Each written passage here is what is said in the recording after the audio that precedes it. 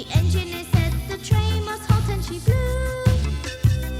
The engineer said the train must halt. He said it was all the fireman's fault and she blew, blew, blew, blew, blew. The fireman said he rang the bell and she blew. The fireman said he rang the bell and she blew. The fireman said he rang the bell. The engineer said I couldn't tell. And she blew, blew, blew, blew, blew. The porter got an awful fright as she blew. The porter got an awful fright as she blew. The porter got an awful fright. He got so scared that he turned white as she blew, blew, blew, blew, blew. A mule was standing in the way and she blew. A mule was standing in the way and she blew. A mule was standing in the way and all they found was just his brain. And she blew, blew, blew, blew, blew. A drummer sat in the parlour car and she blew. A drummer sat in the parlour car and she blew. A drummer sat in the parlour car and he nearly swallowed a fat cigar. And she blew, blew, blew, blew, blew. The conductor said there'd be a wreck as she blew. The conductor said there'd be a wreck as she blew. The conductor said there'd be a wreck and he felt the chills run up his neck. And she blew, blew, blew, blew, blew. The runaway train went over the hill and she blew. The runaway train went over the hill and she blew. The runaway train went over the hill and the last we heard she was going still and she blew, blew, blew, blew, blew.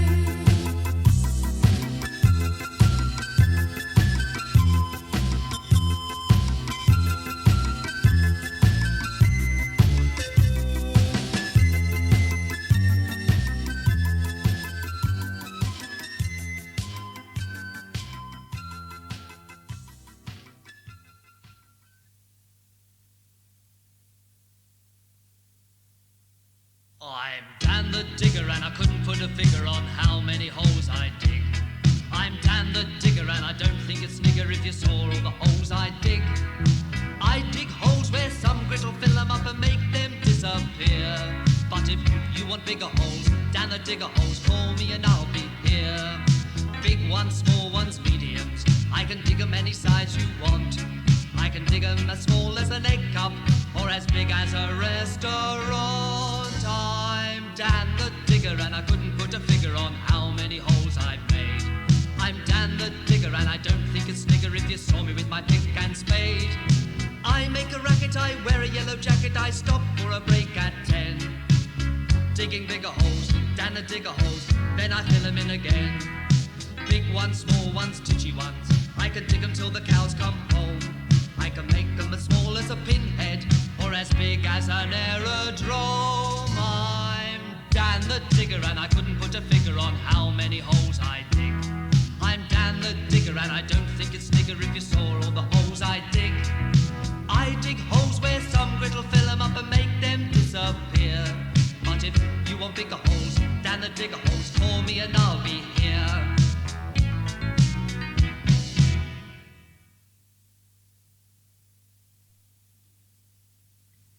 Stan's removal van. Stan's removal van moved things. Every day it went from town to village and village to town, from house to flat and flat to house, helping people move. It moved beds and bookcases, tables and toy boxes. "We move anything" was written in gold letters on the side of the van. Of course, Stan couldn't manage on his own. You can't lift a bed or a table without someone lifting the other end. But Stan was all right. He had Vera to help. Vera was huge and strong, and together they could even lift freezers or pianos. On the day the Johnsons were moving, a thick layer of snow covered everything. "What a day to move," grumbled Stan as he stopped the removal van outside the Johnsons' house. "Don't you worry," said Vera cheerfully. "I've brought her some scarves." She popped a blue scarf round Stan's neck, and then round her own. She wound and wound and wound a magnificent rainbow-coloured scarf that went on and on and on. When she'd finished, her neck was as wide as her shoulders. "There," she said, putting a red bobble hat on her head as well. "That's warmer." And she jumped out of the cab, making huge welly prints in the snow. "You look like a tube of toothpaste," muttered Stan, following her. The two Johnson children were digging in the snow. "Hello," they called. "We're going to make a snowman." "What a good idea," said Vera. "It's snowman sort of snow. But can I borrow your spade for a minute to clear all the snow from the path so that we can move your furniture?" "Where is the path?" asked Stan gloomily. "Somewhere under this lot," said Vera, and she started digging, flinging spadefuls of snow over her shoulder. "Thanks for the loan of the spade," she said, giving it back to the children. "Now you can make a snowman. I wonder if you'll finish him before we finish moving all your furniture into our van." "Course we will," said Ben and Mark.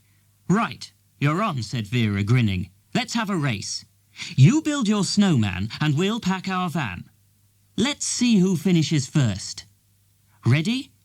Steady? Go." Ben and Mark started digging furiously.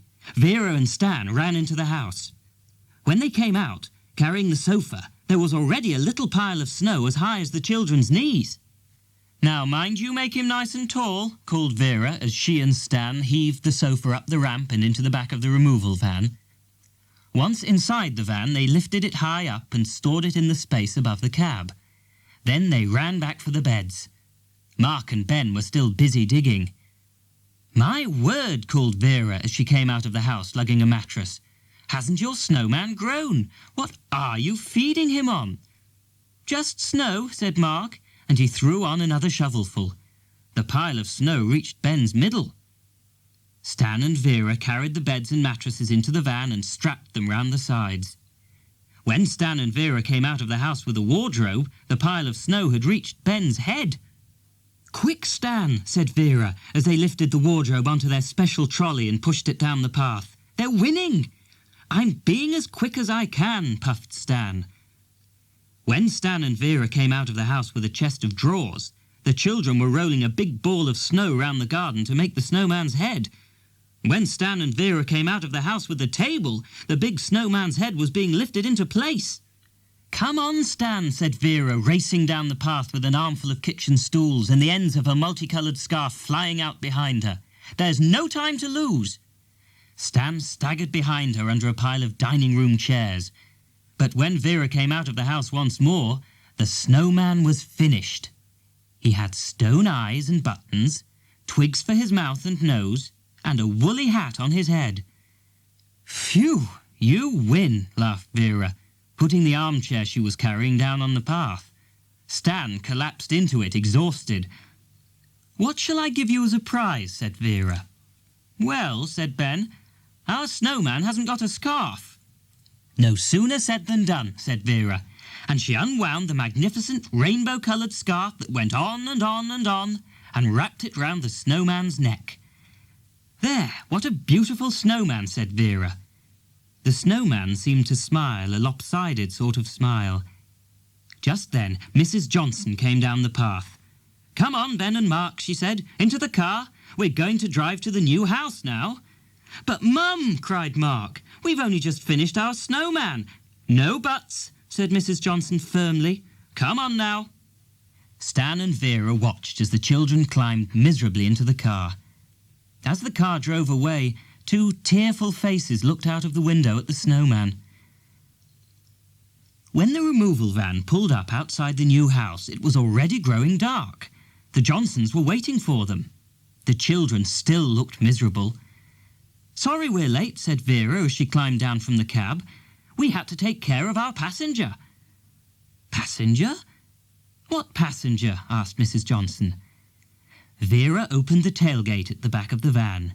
There, sitting on the armchair, still with his woolly hat on, and the beautiful rainbow-coloured scarf that went on and on and on, was "Our snowman!" shouted Mark, dancing round and round. "You've brought our snowman!" shouted Ben, jumping up and down. Vera threw her big, strong arms round the snowman in a giant bear hug. She heaved him out of the armchair, staggered with him out of the van, and put him gently down outside the new house. "There," said Vera. "I told you we moved anything." Vera was smiling. So were the children. And so, in a lopsided sort of way, was the snowman.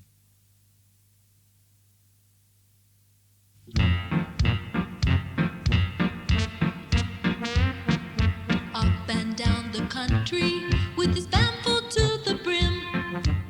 Stan is always moving things, there's no stopping him. He picks up chairs and cupboards and puts them in his van. He takes them to the new house that Stan Removal Man. Some things are too heavy for Stan to heave about. He has a make-up-era who's always helping out. Together they lift furniture and put it in his van. Pianos, beds and sofas, that's Stan Removal Man.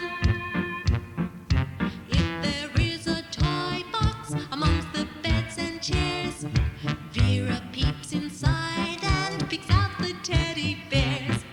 She wouldn't let them travel in the dark inside the van. She sits them on the front seat next to Stan Removal Man.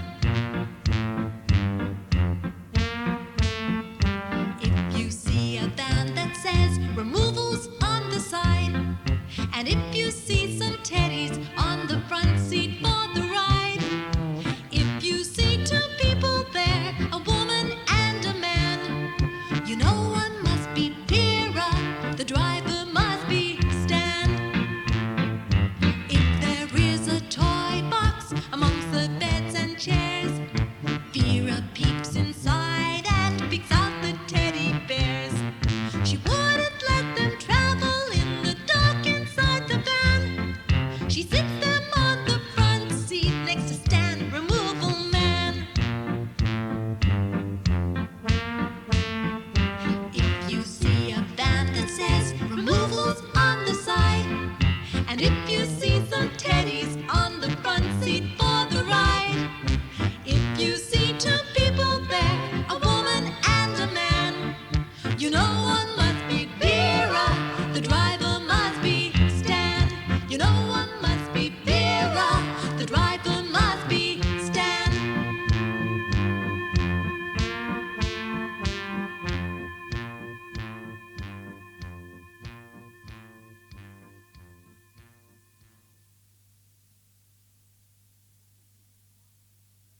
Katie's mum and dad were great at making picnics. Katie's dad could slice up a loaf of bread as fast as a bread slicing machine at the baker's. One moment it was a loaf, the next moment it was a pile of slices ready to turn into sandwiches. On would go lots of butter and then all kinds of fillings.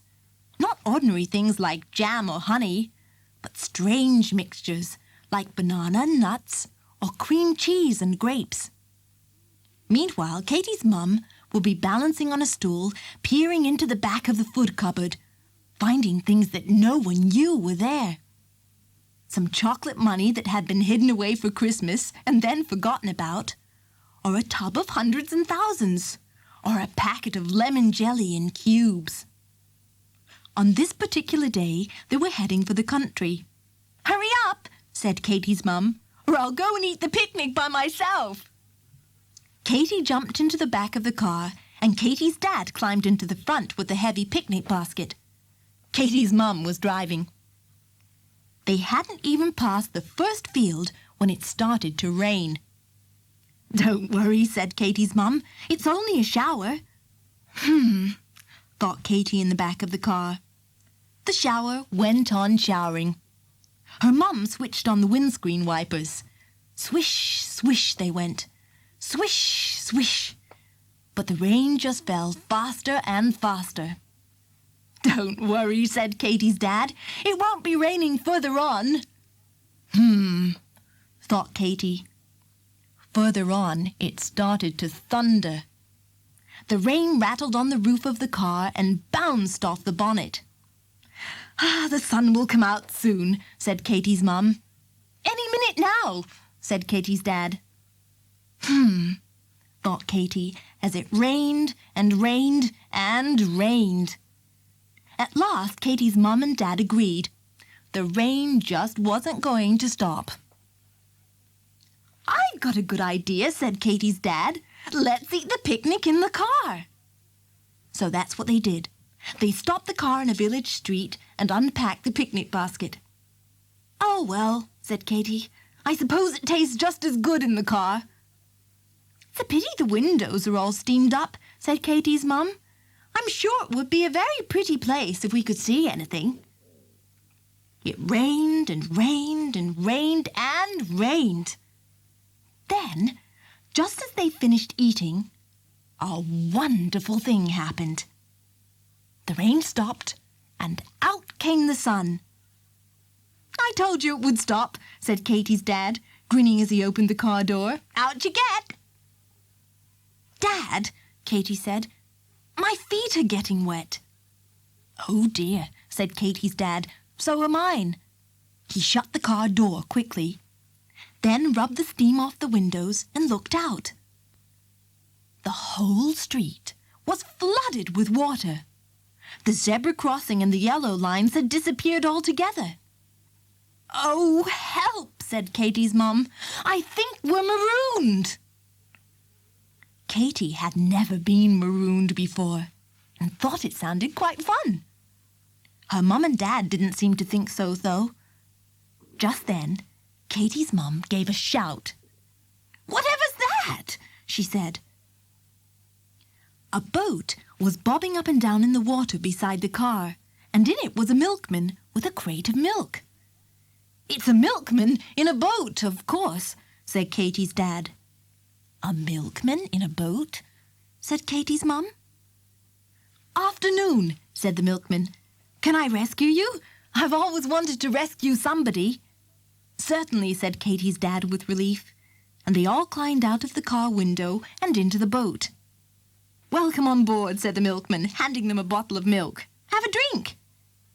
Katie had never been allowed to drink milk out of the bottle before. Things were looking up. "Do you often deliver milk by boat?" said Katie's mum. "Only when it rains like this," said the milkman as he rowed up the road. "Now then," he said to Katie, "do you think you could give me a hand? Can you reach across and pop this pint of milk on the top step of that house?" Katie reached over, trying not to wobble the boat too much, and delivered the milk. Along they went, rowing up the street. At each house, Katie leaned out of the boat and put a pint of milk onto the doorstep. Sometimes she had to put it on the windowsill instead, because the doorstep was under water. She never delivered milk before, and thought it was the best job in the world. "Look," said the milkman at last. "The water's going down. You can see the yellow lines now. I can let you out of the boat. You'll be able to get back to your car soon." They all climbed out at the first piece of dry land they came to. "I suppose you could call this a traffic island," said Katie's dad. Said Katie. "Goodbye," she said to the milkman.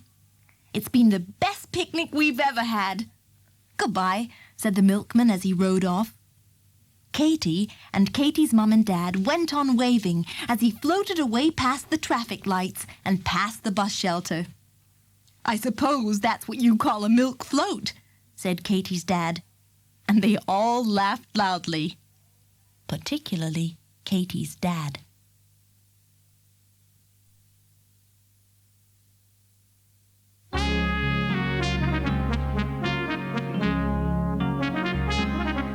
When lorries break down and coaches get stuck, Bill comes along with his breakdown truck.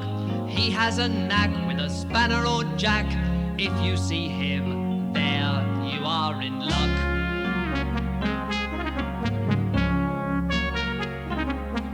When drivers get stuck in ice or in snow, they can't get out without having a tow.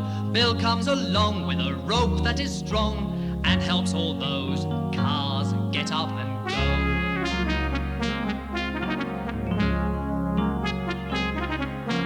Break down, if If you should have one, just take down the telephone number, the name and address of the man who undoubtedly is the best.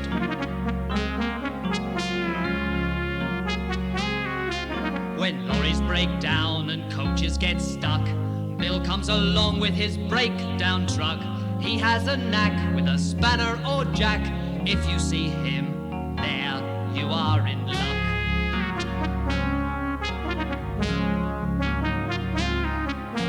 Breakdown, breakdown. If you should have one, just take down the telephone number, the name and address of the man who undoubtedly is the best.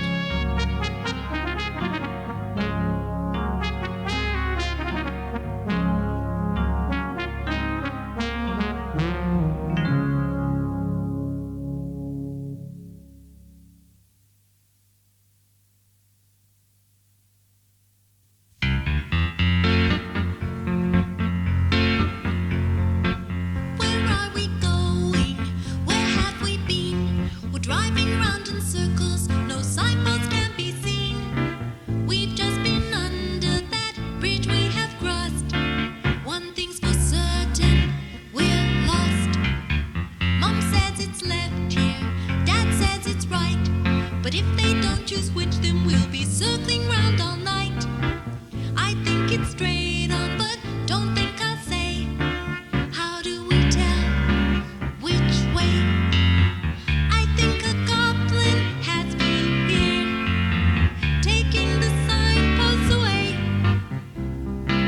I wish he'd come back, just to put some back.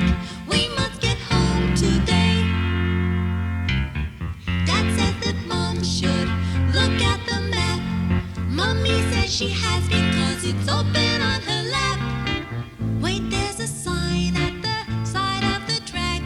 The goblin must have heard me and popped on back.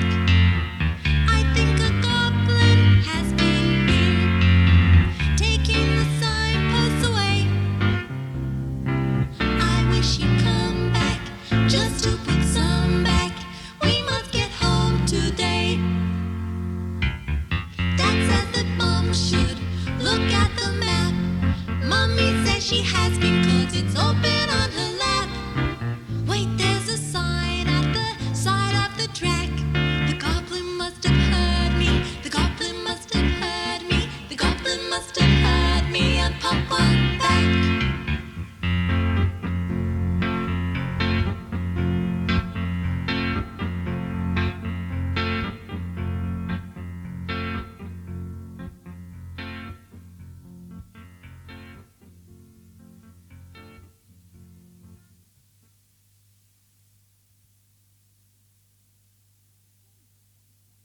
Brenda the Traffic Warden. Brenda was a traffic warden. She wore a black and yellow traffic warden's hat and black traffic warden shoes. In her pocket was a book of parking tickets and a pen. Brenda walked about the town saying traffic warden things. "You can't park here," she would say, or "Move along, please, you're blocking the road." Around one corner, she found a car parked on double yellow lines. "Dear, dear, dear," exclaimed Brenda, shaking her head. "That's not allowed." The driver of the red car was just locking her door. "Sorry, madam, you can't park here," said Brenda. "There are double yellow lines. Double yellow lines means no parking." "I only want to nip across the road to post a letter," said the driver. "I'll have to give you a parking ticket if you do," said Brenda firmly, "and that'll cost you a lot of money." "I know. I'll post your letter for you while you move your car." "Thank you so much," said the driver, and away she went in her red car. Brenda walked on in her traffic warden shoes until she came to a row of parking meters. One car had been parked there much too long, and the driver was nowhere to be seen. "Dear, dear," said Brenda, "this will have to have a ticket." So she got her little book out of her pocket and started to fill in a ticket with her traffic warden's pen. As she reached across to put the ticket on the windscreen, she felt something strange touch her shoulder. Whatever's that? Screeched Brenda, whirling around. She found herself looking straight up at the end of an elephant's trunk. Good gracious! Dear, oh dear, oh dear, said poor Brenda, who was really rather surprised. An elephant tied to a parking meter? You can't park an elephant at a parking meter. Elephant, you really can't park here. The elephant looked down at Brenda, and Brenda looked up at the elephant. She decided to try again, sternly this time. Elephant, this space is for cars. You can't park here. She began to get annoyed. If you park here, I shall have to give you a parking ticket. The elephant still didn't move, so she got out her little book and filled in a ticket. But when she finished, she found she had a new problem. Oh dear, said Brenda. Where can I stick a parking ticket on an elephant? Elephants don't have windscreens. She tried sticking it on the elephant's forehead, but his skin was all wrinkled and rough, and the parking ticket just wouldn't stick. She tried sticking it to the elephant's ear, but he flapped his ear once, and down floated the ticket again. Look here, said Brenda, looking up at the elephant very firmly. Now I've written this ticket, you've got to have it. What am I going to do with it? The elephant looked down at Brenda and then at the ticket. Slowly he reached his trunk down, took the parking ticket right out of her hand, curled his trunk round, and popped the ticket into his mouth. Brenda was furious. Hey! She shouted at the munching elephant. You can't eat that! It's a parking ticket! Give me my ticket back! But the elephant just munched. Brenda pushed back her traffic warden's hat to help her think more clearly. Look, she said, wagging her finger. Elephants just can't park in the middle of town. You've really got to move. The elephant stopped munching. He looked thoughtfully at Brenda and then at the parking meter he was tied to. Then he looked at Brenda, then back at the meter.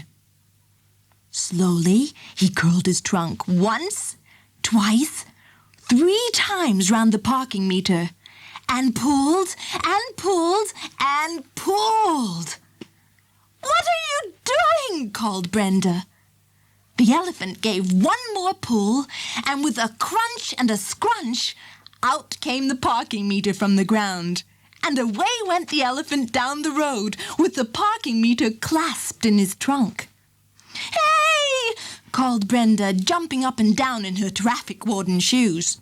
I said you had to move! I didn't say you had to move the meter! Just then, a man came running out of the baker's shop with a big bag of buns. Nigel!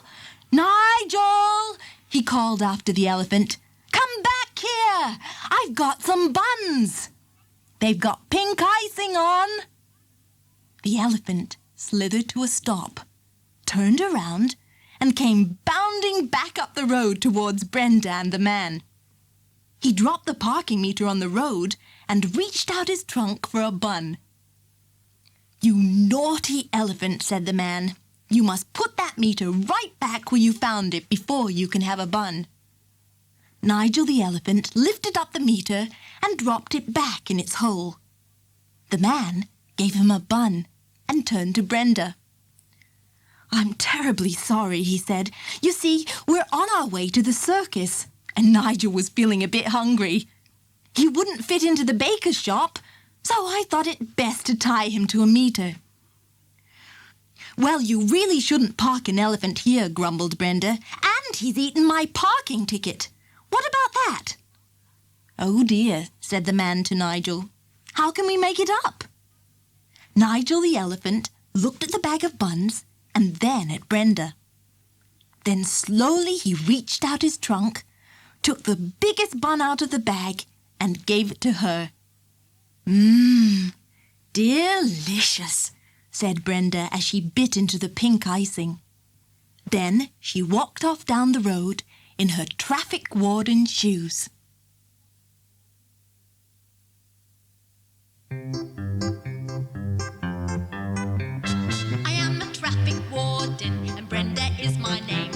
My hat is black and yellow, my jacket is the same.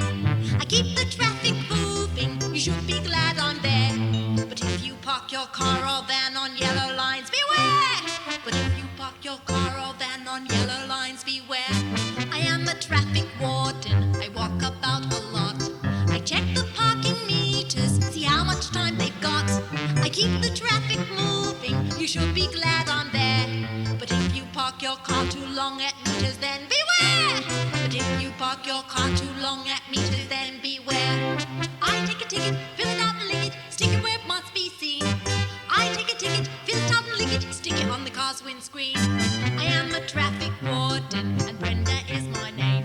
My hat is black and yellow, my jacket is the same. I keep the traffic moving, you should be glad I'm there. But if you park your car or van on yellow lines, beware!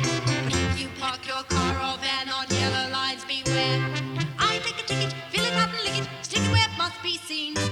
I take a ticket, fill it out and lick it, stick it on the car's wind, stick it on the car's wind, stick it on the car's windscreen!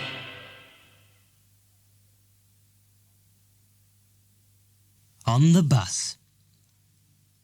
Gran was the first to see the bus coming. "Look, Tom! Look, Grandad, here's the bus, and number 17. Gran was hopping from foot to foot with excitement. The big red double-decker bus turned the corner and started to slow down. "Can I get on first?" said Gran. "I haven't been on a bus for years." The bus stopped at the bus stop and hissed. "Psst!"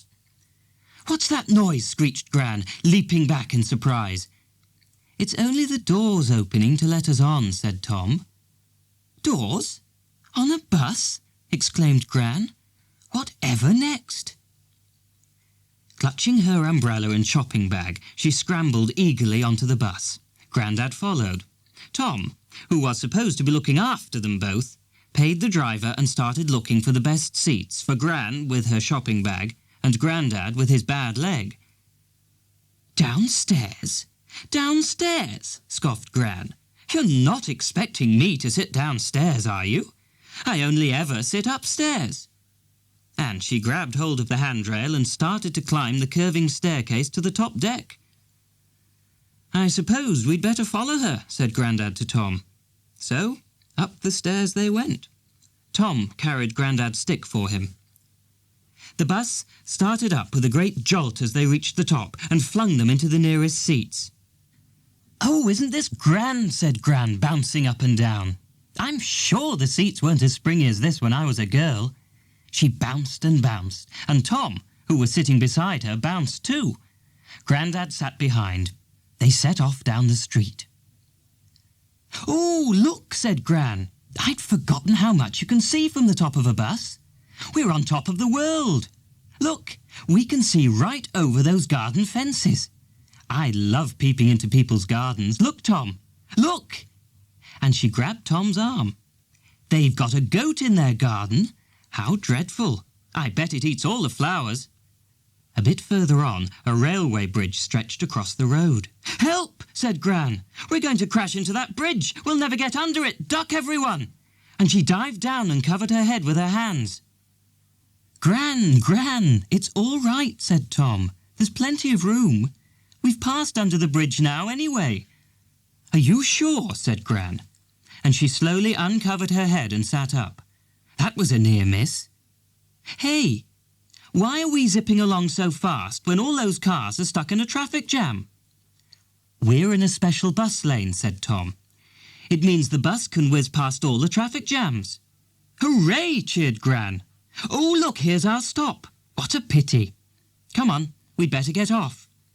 Down the stairs they went, with Gran leading the way. The double doors hissed open and Gran jumped onto the pavement. "Grand," she said. "That was grand. Now, we didn't leave anything on the bus, did we? I've got my umbrella and shopping bag, and I've got Grandad's walking stick," said Tom. Gran and Tom looked at each other in horror. "Grandad," said Tom. "We've left Grandad on the bus." The big red number 17 bus was disappearing down the hill. "Taxi! Taxi!" called Gran as she waved madly. A large black taxi stopped beside them and Gran and Tom piled in. "Follow that bus," said Gran to the taxi driver. Meanwhile, on the top of the bus, Grandad was still sitting in his seat. The swaying of the bus and the warmth of the heaters had helped him to nod gently off to sleep. On through the town went the bus, round a roundabout, over a level crossing, up a steep hill, stopping every now and then to let people on and off. At last the bus reached the bus garage. The driver drove the bus into one of the sheds, switched off the engine and climbed off the bus. He shut the big sliding doors of the shed behind him. On the top deck of the bus, in the darkness of the shed, Grandad slept on. 10 minutes later, a taxi pulled into the bus garage and Tom and Gran piled out. They'd been held up in a traffic jam because they couldn't use the bus lane. "Excuse me," Tom said to the man in the office, "we've lost a Grandad." "A what?" said the man. "A Grandad," said Tom. "We left him on a number 17. The man laughed. "Most people leave umbrellas, not Granddads," he said. "Come on, let's go and find him, shall we?" There were several number 17s in the bus garage, but at last, on the 7th one, Gran found him upstairs, still sound asleep. "Here he is," she called to Tom. "Eh? What? Eh? Are we at our stop already then?" said Grandad, waking up with a start. "No," said Gran, laughing, "we're not. Come on. We're going home in a taxi." "Wherever have you been?" said Tom's mother when they all got home at last. "Was the bus late?" "No, we just decided at the last minute to have a ride in a taxi as well," said Gran, winking secretly at Tom. Tom winked back.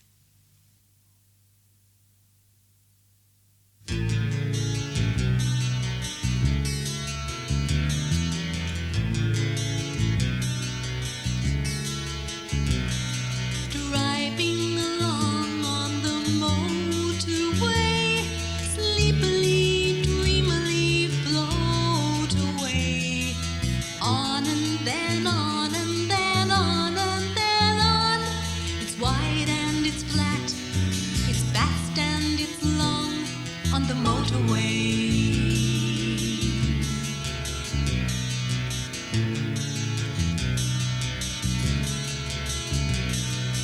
Skimming along on the motorway, we're certainly not driving slowly today.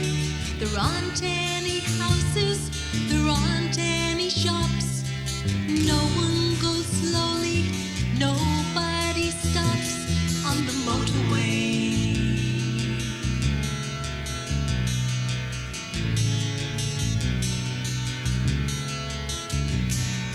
Gliding along on the motorway, gliding and skimming, there's no delay. The signs are enormous and all painted blue. There's nothing to look at, there's nothing to do on the motorway. On the motorway.